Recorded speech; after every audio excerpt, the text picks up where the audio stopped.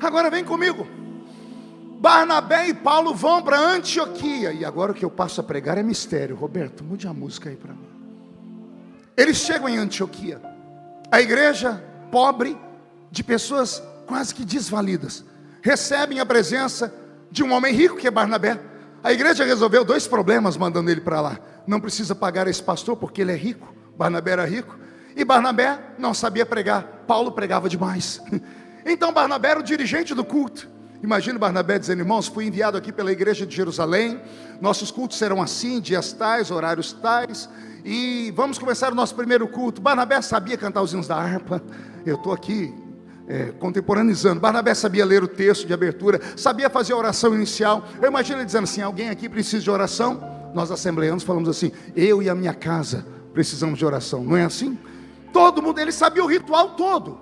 Agora na hora de pregar ele disse, com a palavra, Paulo de Tarso. Oh glória. 14 anos esperando uma oportunidade, 14 anos ensaiando, pregando para si mesmo. Pode imaginar como foi o primeiro sermão dele. Ele arrancou tatu da toca e sabiá do toco, quase fez defunto ressuscitar.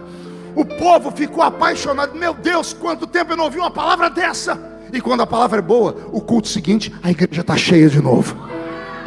Houve um avivamento em Antioquia. Só que na medida que a igreja foi aumentando, o pregador vai ficando mais audacioso. Chega o momento do culto, nos cultos seguintes, que Paulo diz assim: irmãos, hoje eu quero pregar sobre isso. E Barnabé anotando, porque ele tem que mandar a carta lá para Jerusalém. O culto de hoje foi assim, tantas almas aceitou Jesus, tantos voltaram, a pregação foi assim. Aí Paulo um dia começa a fazer coisas que Barnabé não fazia. Ele diz: irmãos, hoje eu quero orar para o batismo com o Espírito Santo. E como foi o batismo com o Espírito Santo?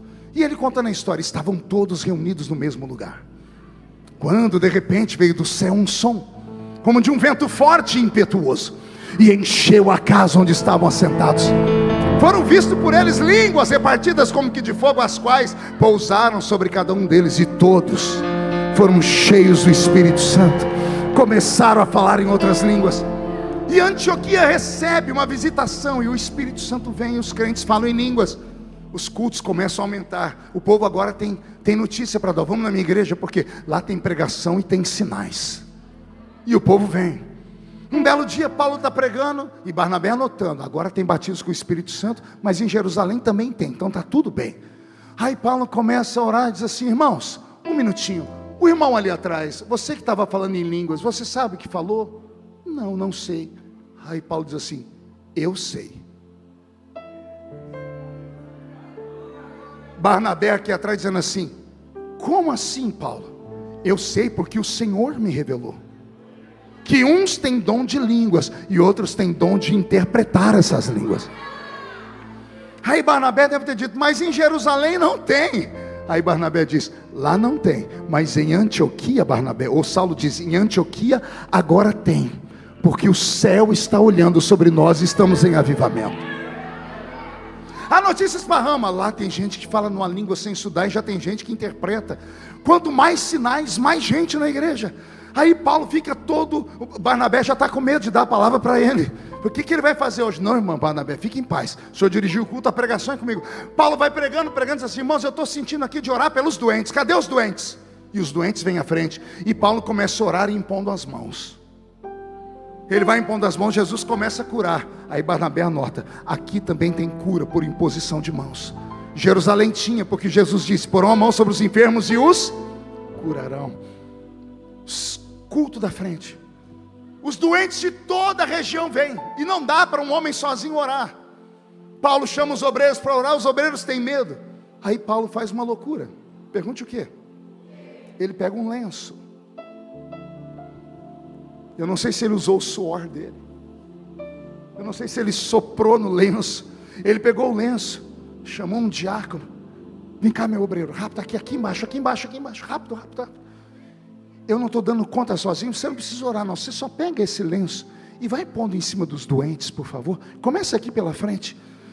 Paulo está orando aqui e ele vai pondo, e os doentes começam a ser curados, começam a receber cura. Tá bom, muito obrigado, é mais ou menos assim. Imagine isso acontecendo. Barnabé está aqui atrás tremendo. Pergunte por quê. O Paulo, em Jerusalém não tem esse negócio de pano, não. Isso aí é uma heresia. Paulo dizendo, não é. Por que não é? Porque eu recebi do Senhor. O quê? O que eu estou ensinando agora. Que não existe dom de curar enfermos. Existem dons de curar os enfermos. Na galeria dos dons espirituais, a palavra da cura está no plural. Ou seja, não se cura doentes apenas colocando a mão. Se cura doentes levando um copo de água para ele. Se cura doentes orando por uma peça de roupa. O senhor acredita nisso, pastor? É bíblico. Se a capa babilônica de Acã trouxe maldição para Israel, se o lenço de Paulo levou cura, por que nós que tememos a Deus não podemos acreditar nisso também?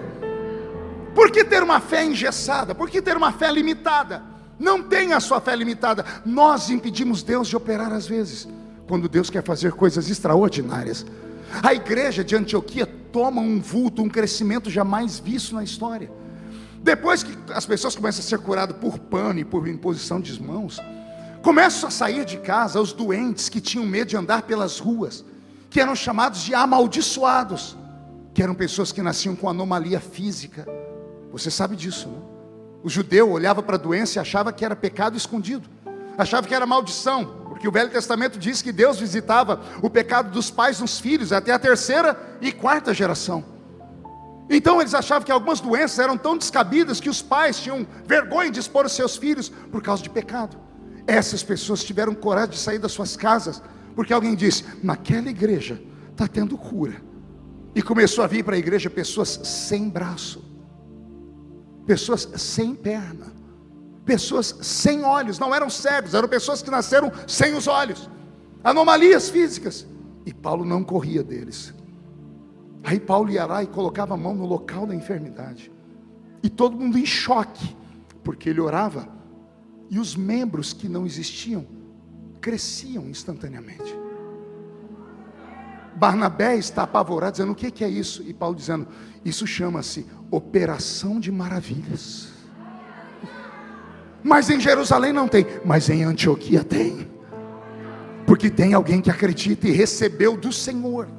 A igreja de Antioquia dá uma alavancada e ela cresce como nenhuma outra igreja, porque Paulo traz para a terra revelações que Jesus não deu aos primeiros cristãos.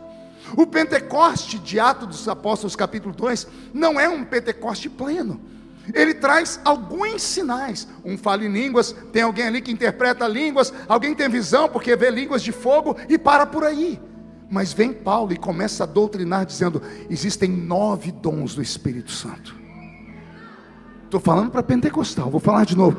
Existem 9 dons do Espírito Santo. E a pergunta que fica é essa, como é que Paulo sabia tudo isso? Pergunte para mim, como, pastor?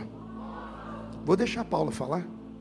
Já que Pedro e João não me discipularam, já que me abandonaram por 14 anos, durante esses 14 anos, eu recebi a visita de um professor, e este professor deixava o meu corpo aqui na terra, e ele começa a dizer, eu não sei se era no corpo ou se era fora do corpo, e ele começa a dizer, eu conheço um homem, que foi ao 3º céu, chegando lá, ouviu, ou seja, aprendeu coisas inefáveis, que não é lícito aos homens contar. Paulo está dizendo que Deus deu a ele revelações que não deu aos demais. Isso aqui me deixa com muita fúria, porque para as pessoas do Brasil, o Pentecoste é dado só para gente pobre e miserável.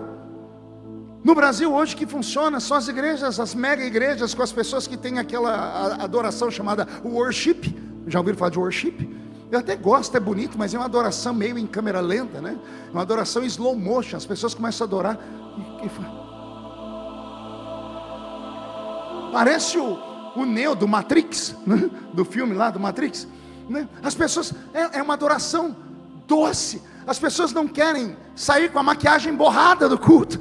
As pessoas não querem sentir essa presença que faz alguém pular, porque o salto Lis 15 ou o seu sapato Labotan, é assim que fala, Labotan, né? Que é que tem a sola vermelha, né? É caro demais, se pular vai quebrar. As pessoas estão tão ligadas a essa terra, que oprimiram o Espírito do Senhor, e transformaram a adoração numa adoração decadente. A adoração verdadeira nasce em Atos dos Apóstolos capítulo 2, com barulho. Mas quando Jesus quer dar a adoração plena, Ele vai dar para um erudito. Não foi Pedro, nem João que recebeu a revelação dos 9 dons. Foi o apóstolo Paulo. Foi um poliglota. Foi um homem de dupla cidadania. Foi um homem de anel de formatura no dedo. Foi um doutor da lei. Foi um advogado. E aí vem a pergunta: se Deus deu a plenitude do Pentecoste para um advogado, para um homem de cabeça pensante, e não deu para os analfabetos, é uma mensagem. É o Senhor dizendo: eu não dou o meu poder para o cérebro, eu dou o meu poder para o coração. Eu dou meu poder para aquele que crê. Eu dou meu poder para aquele que busca. Eu dou meu poder para aquele que acredita.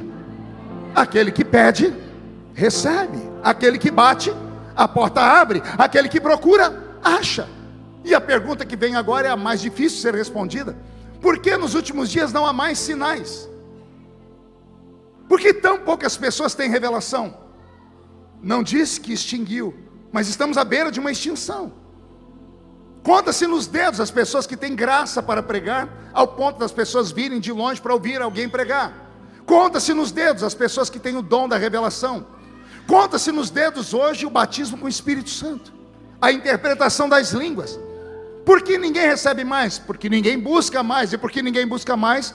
Porque a minha geração, a geração dos cabelos brancos, está indo embora. Estamos esquecendo de dizer para essas pessoas que o que sustenta esta igreja aqui não é modernidade, embora a modernidade ajude. Que o que faz essa igreja ser grande não é a mídia, embora seja a melhor mídia de Portugal para mim.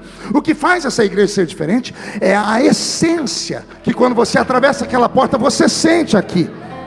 Você vê, eu estou pregando aqui, eu vi aqui umas 4 pessoas nos cantos fazerem assim, conversar com a pessoa. Nossa, me arrepia tudo. Eu li, fiz leitura labial, ele está falando, vai me arrepiando. O que é esse arrepio? É a presença dele. A pergunta que fica é: por que alguns se arrepiam e outros não param de abrir a boca de sono? Por que uns não param de olhar para o relógio e dizer: não vai acabar isso aqui, e outros estão dizendo assim: fala Deus? É porque cada um tem uma prioridade. Aquele que quer, vai receber. Aquele que pede, vai receber. Aquele que busca, vai receber. Aquele que não busca, não receberá. Estamos transformando os nossos cultos em reuniões estranhas. Talvez seja por isso que a maioria dos novos convertidos hoje, que se congregam em outras igrejas, eles vêm para o culto, se assustam com os nossos gritos. Eles vêm com caneta e papel na mão, e isso não é errado, pode anotar. Mas enquanto você está só anotando, você está perdendo a essência do que está acontecendo. O nosso culto pentecostal é um culto de experiências. Vou falar de novo. O culto pentecostal não é um culto apenas de coisas mortas, é um culto de experiências. Mas a experiência só acontece quando alguém quer, quando alguém busca essa experiência. Eu me lembro quando eu recebi o batismo com o Espírito Santo, os meus professores de batismo com o Espírito Santo me ensinaram a fórmula, e era tão simples. Eu falei: como é que eu falo em línguas? Alguém disse: fala glória. E eu falei: glória, e agora? Continua. Glória, glória, e agora? Mais glória, glória, glória, glória. Quanto? Vai falando glória até aquele que recebe a glória resolver mandar glória sobre a sua vida. Não havia fórmulas, não havia campanhas, 7 dias para isso, 200 dias para aquilo, não. Era ele na reunião. Era nós na reunião dizendo: ele está aqui. Ele está aqui. Alguém está sentindo ele aí? É sério, ele está aí?